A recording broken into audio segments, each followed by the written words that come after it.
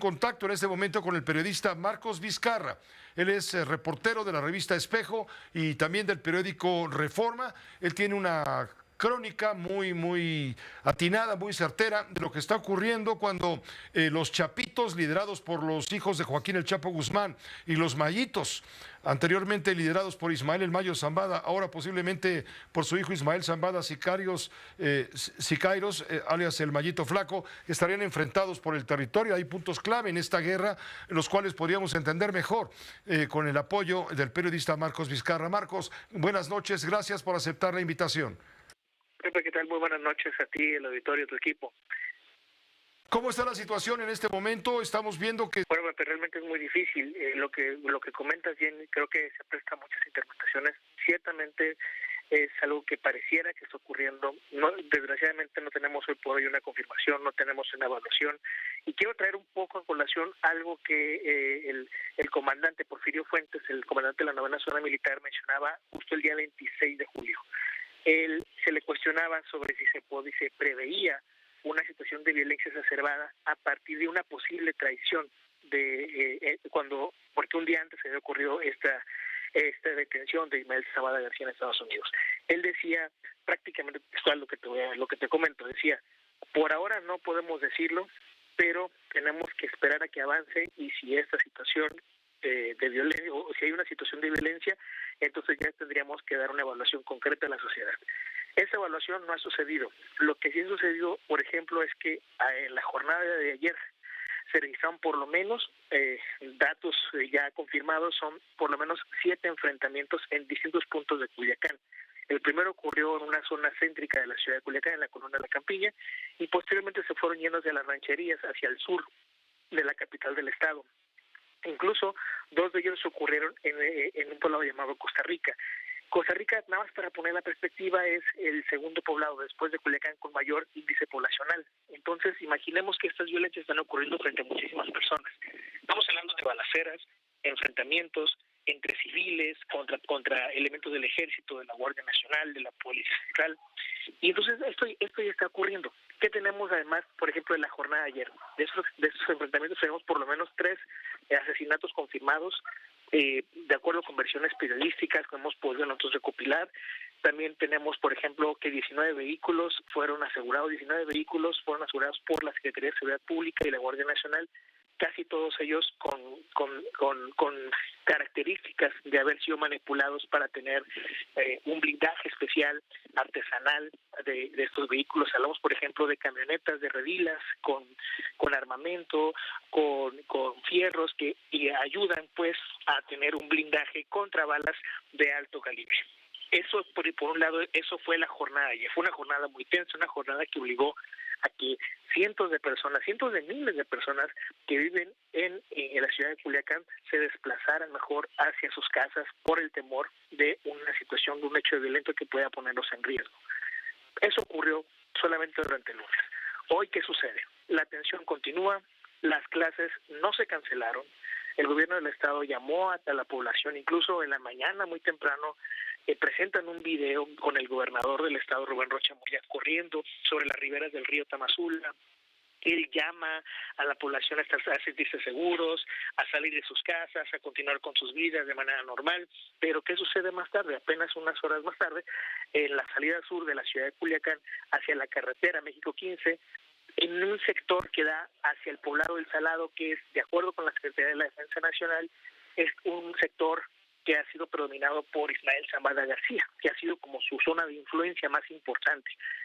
Entre esa zona ocurrió otro enfrentamiento, y este mismo tiene ciertas características que nos llaman la atención.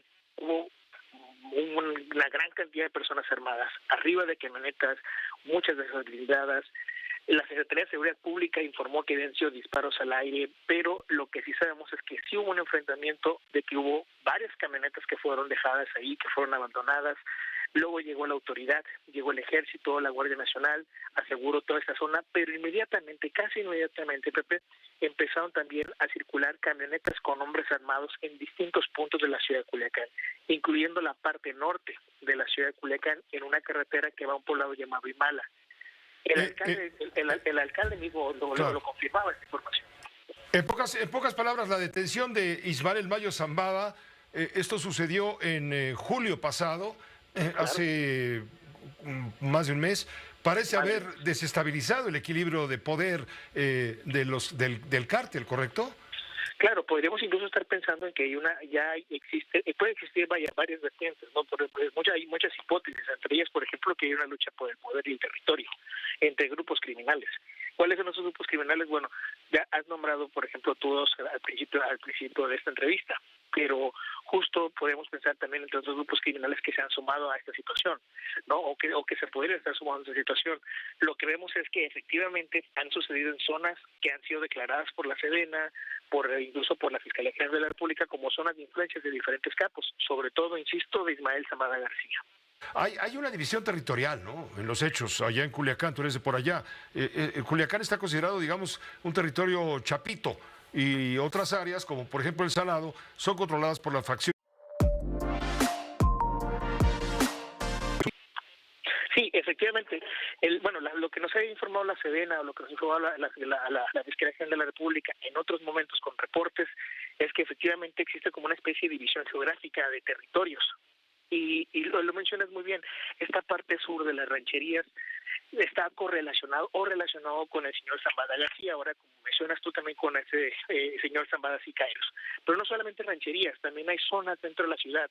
Por ejemplo, en ese sector donde ocurrió el primer enfrentamiento ayer, en la zona de La Campiña, El Barrio, Las Quintas, Las Vegas, Miguel Hidalgo, Guadalupe Victoria, que son colonias que incluso podremos decir están muy cercanas al cuartel de la 9ª Zona Militar. Son zonas que tienen influencia también del señor Zambada García. Existen territorios que también es donde se encuentra el señor Zambada García o esta facción, mejor dicho, del señor Zambada García. Ahora, Inclusive, esta guerra, Marcos, podría ser aprovechada por grupos rivales, ¿no? Tú lo estás mencionando, como el Cártel Jalisco Nueva Generación, por ejemplo, para ganar territorio, ¿no?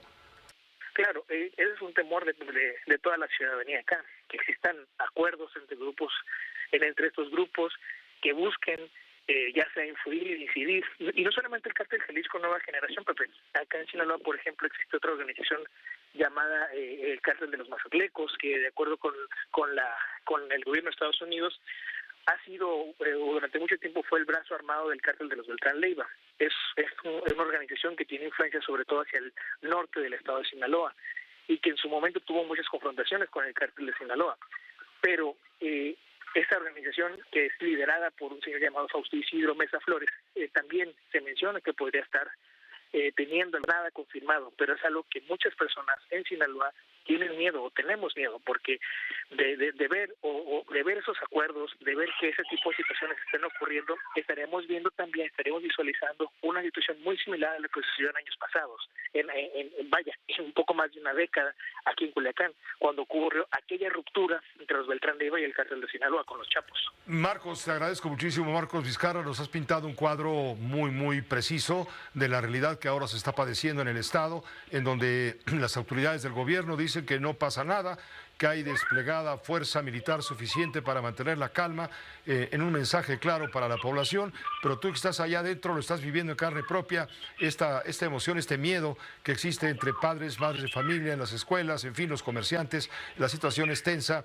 en Culiacán, donde hay prácticamente una guerra no formal, no una guerra, digamos, regular, pero sí hay una disputa entre los mayitos y los chapitos, los mayitos del Salado y los chapitos del Jardín de Culiacán. Te agradezco muchísimo el comentario y la información. Gracias por acompañarnos esta noche. Muchas gracias, Pepe. Hasta luego. Hasta luego. Marcos Vizcarra, periodista, reportero de la revista Espejo, también del periódico Reforma. Una pausa.